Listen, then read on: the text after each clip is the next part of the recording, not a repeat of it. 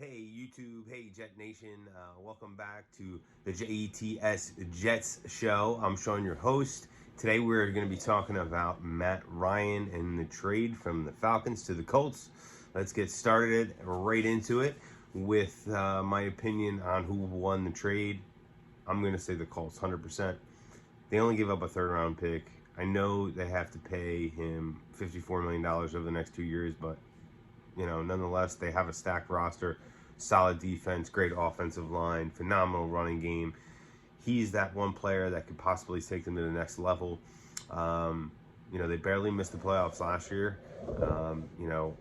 If they have, top 10 quarterback play, I see them making the playoffs. And they had to make a move with how competitive the AFC is getting, with all the moves the teams in the West have made, the Devontae Adams trade, the Russell Wilson's trade.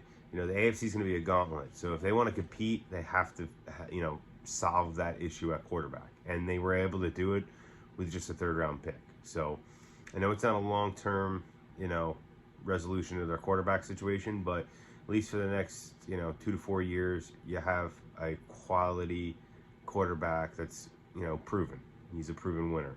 As far as the Falcons go, they lost this trade big time. They should have at least got a second-round pick. I mean, if you can get a second-round pick for Sam Darnold, being Joe Douglas and the Jets, you should be able to get a second-round pick for Matt Ryan. I mean, Matt Ryan's proven winner. I know he makes a lot more money, but still, I mean, Sam Darnold didn't prove much of anything in the years he was here in New York. So, but now to the more exciting part of what I want to talk about. So how does it impact the Jets? I'm super excited about the trade because now I feel like it opens up that possibility of somebody wanting to trade up for a quarterback with the Jets other than a team that's outside the top 10. So at number 4, we're looking at, before we're looking at maybe potentially, Washington football team jumping up, the Washington Commanders jumping up.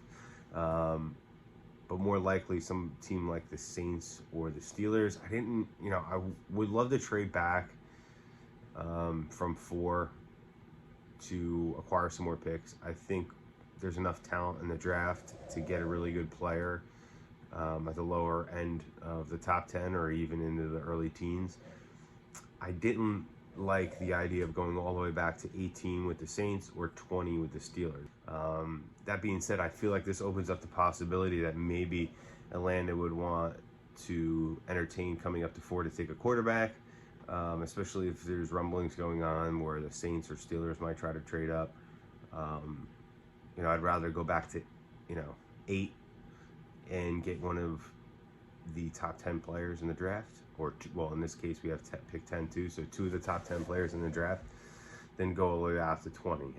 I think it's a little too risky, considering we need to fill some impact holes on this roster.